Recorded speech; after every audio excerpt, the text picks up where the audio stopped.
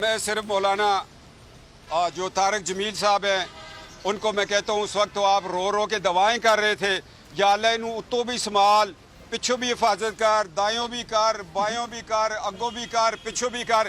اگر آپ اس وقت ہاتھ اٹھاتے یا اللہ امت کی بچیوں کی حفاظت فرما تو آج آپ کی دعا قبول ہو جاتی, وہ بچی ظلم کا نشانہ نہ ہوتی. یہ اسلام کے جو سٹڈی کرتے ہیں جو پڑھے لکھے ہیں جو ہمارے اسکالرز ہیں اس میں رضوی ہے خادم حسین رضوی وہ بک جاتے ہیں اور مولانا طارق جمیل صاحب بہک جاتے ہیں. یہ اسلام کی خدمت نہیں, ہر ایک نے اپنے مسئلے کی خدمت شروع کی ہوئی. صفدر صاحب جن کو نواز شریف صاحب سے پاکٹ منی ملنا بند ہو گئی ہے شاید تو انہوں نے آپ کو یاد ہے آستانہ کھول لیا تھا, وہ آستانہ شاید چل رہا ہے ابھی بھی, تبھی تو یہ اب فتوے دے رہے ہیں. اب یہ دیں گے فتوے کہ کون بہک جاتا ہے کون بک جاتا ہے. جن کی صفدر اوان صاحب آپ بات کر رہے ہیں آپ کو پتہ ہے وہ کون ہے؟ ان کو اللہ تعالیٰ نے معاشرے میں اور دنیا میں کتنی عزت دی ہے پتہ ہے آپ کو؟ جن کی آپ یہ بات کر رہے ہیں وہ جو ہے نا وہ اپنے بلبوتے پر ہیں ایٹ لیسٹ. جن مذہبی شخصیات کی یہ صفدر صاحب بات کر رہے ہیں انہوں نے اپنا مقام اپنے کام سے بنایا ہے, عزت کمائی ہے. مولانا طارق جمیل ہوں خادم حسین رضوی ہوں, ان دونوں شخصیات نے اپنے کام سے اپنا نام بنایا ہے. ان کے معاشرے کے اسلام میں بہرحال ایک کرتے ہیں, ان کو بہت لوگ چاہتے ہیں.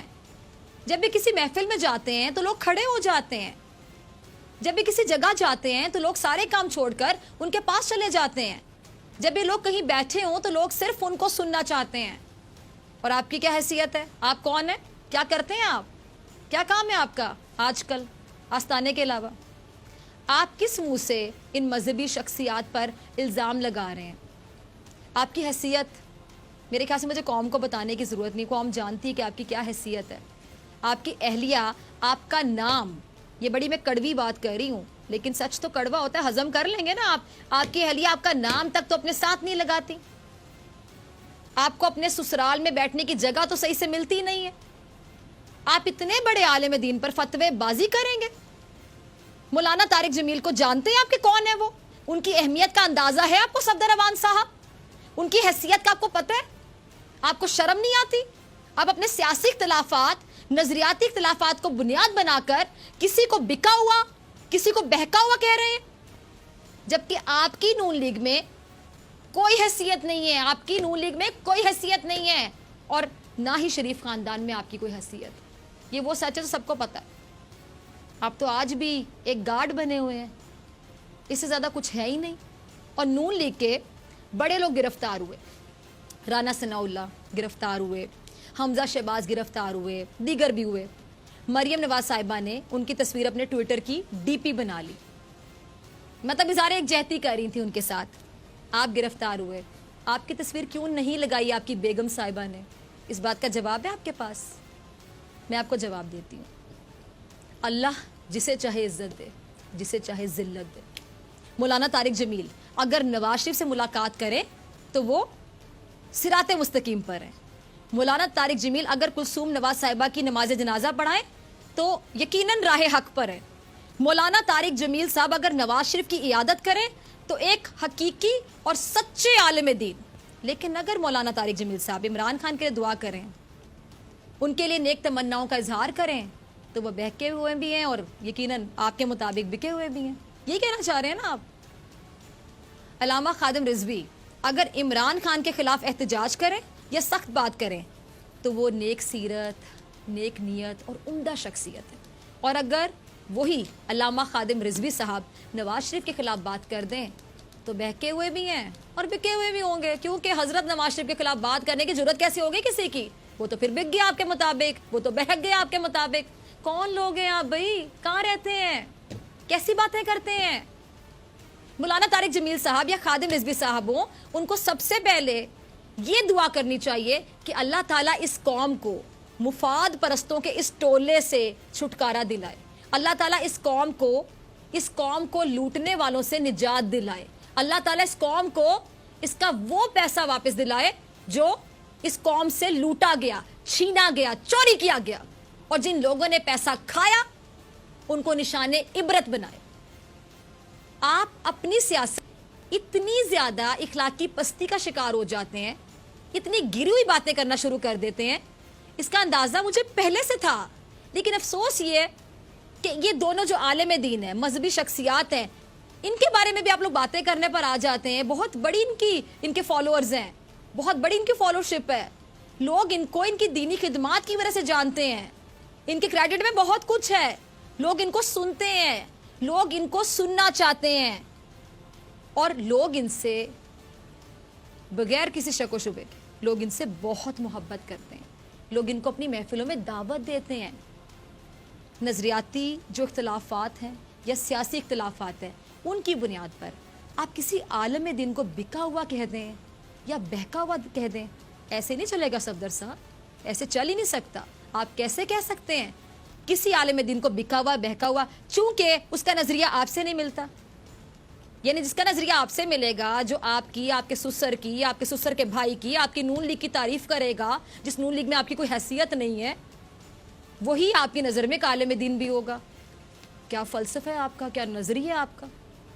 आपको कोई हक नहीं पहुंचता कि आप किसी आलिम दीन को बिका हुआ या बहका हुआ कहें, और आपकी यही बातें बताती हैं कि आप लोगों के ज़मीर मुर्दा हो चुके, मर चुके हैं, लेकिन इसके बावजूद आप कहते हैं कि आप जिंदा कौम है। देखिए, हम जिंदा कौम है, हम किसी को अपने साथ ज्यादती नहीं करने देंगे। मैं इस बात को दोबारा रिपीट करता हूँ, अगर किसी के ज़हन में उसके ओहदे का गुबार है तो वो निकाल दे। वो रियासत पाकिस्तान का मुलाजिम है। Chief justice Lahore high court जो कि हमारे ऊपर एक साया है, वो इंसाफ का साया है, वो हमारे तहफ़्फ़ुज़ का साया है। ऑनरेबल बड़े जुर्रत वाले चीफ जस्टिस हैं। जिंदा कौमों की तामीर आप जैसे लोगों के हाथ में होती अगर, तो अब तक यकीन जानिए क़यामत आ चुकी होती। 3 बार हुकूमत मिली, 3 बार, और 3 बार तख्त इक़्तिदार मिला, ना मुल्क बना सके, ना कौम बना सके। और ठीक ही कह रहे हैं शायद ये ज्यादती आप जैसे लोगों के साथ कहाँ होती है। आप लोग तो मुजरिम भी हों तो भरपूर प्रोटोकॉल में आते हैं, आप लोग जुर्म भी करते हैं, मुजरिम भी हों तो लाओ लश्कर के साथ आते हैं, आप लोगों पर बड़े से बड़ा इल्ज़ाम भी हो तब भी आपको मुश्किल से ही कोई इदारा पूछ सकता है। आप लोग इतने ताकतवर हैं कि सरेआम फ़ख्र के साथ कौम के पैसे अपने इलाज पर, अपने घर की आराइश पर, अपनी हिफाजत पर, अपने लाओ लश्कर की तादाद को बढ़ाने के लिए इस्तेमाल करते हैं। और शर्म नहीं आती आप लोगों को? आपके साथ हो सकती है, आप जैसे बेशरम लोगों के साथ कौन करेगा ज्यादती? आप लोग तो ज्यादती करने वालों में से हैं। और दूसरी बात, आप फरमा रहे हैं कि chief justice of Lahore high court आपके सर पर साया हैं, बहुत जुर्रत वाले हैं। बेशक, बिल्कुल सही कह रहे हैं, लेकिन एक बार अपने सुसर के भाई की बात जरा सुन लें, जो आपने शायद नहीं सुनी। वो कुछ और ही फरमा रहे हैं, देखिए जरा। इसमें कोई दो राय नहीं है कि इस मुल्क के अंदर इंसाफ के हवाले से नशेब फराज आते रहे। वो अदवार भी आपको याद होंगे जब मौलवी तमीजुद्दीन के केस में किस तरह जस्टिस कार्निस ने डिसेंडिंग नोट लिखा था, और फिर वो भी दौर आपको याद होगा, और उन जज साहब का भी नाम याद होगा जिन्होंने पहली मर्तबा नजरिया जरूरत को इंट्रोड्यूस करवाया। अच्छा, नजरिया जरूरत ये होता क्या है? ये वो होता है जो आपने सफदर साहब से सुना, और वो होता है जो आपने शहबाज शरीफ साहब से सुना। सफदर साहब क्यों chief justice of Lahore high court की तारीफ कर रहे थे? सिर्फ इसलिए कि उनको लाहौर हाई कोर्ट से रिलीफ मिला। और शहबाज शरीफ साहब क्यों अदालत निज़ाम पर सवालिया निशान लगा रहे थे? क्योंकि इस्लामाबाद हाई कोर्ट ने नवाज शरीफ को मजीद रिलीफ देने से इनकार कर दिया। अब सफदर अवान साहब इसलिए अदालत को इंसाफ का मरकज कह रहे थे क्योंकि लाहौर हाई कोर्ट से नून लीगियों को जमानतें मिली और मेरिट पे मिली होंगी। हम बिल्कुल उन जमानतों का भी खैर मकदम करते हैं क्योंकि हम अदलिया का एहतराम करते हैं।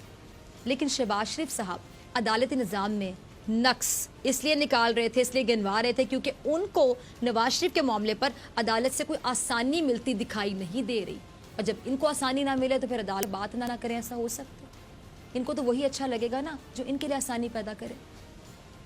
ये होता है नजरिया ज़रूरत। जब आपका मुफाद होता है तो आप अदालत के मुहाफिज बन जाते हो, और जब आपका नुकसान होता है यानी फैसला आपकी पसंद का नहीं होता, आपकी मर्जी आपकी मंशा के मुताबिक नहीं होता, तब आप अदालतों पर हमले करते हैं, उन पर तनकीद करते हैं, तनकीद के नश्तर बरसाते हैं, अल्फाज की बुछाड़ कर देते हैं बगैर सोचे बगैर समझे। सब्सक्राइब करें और बेल दबाएं ताकि कोई खबर रह न जाए।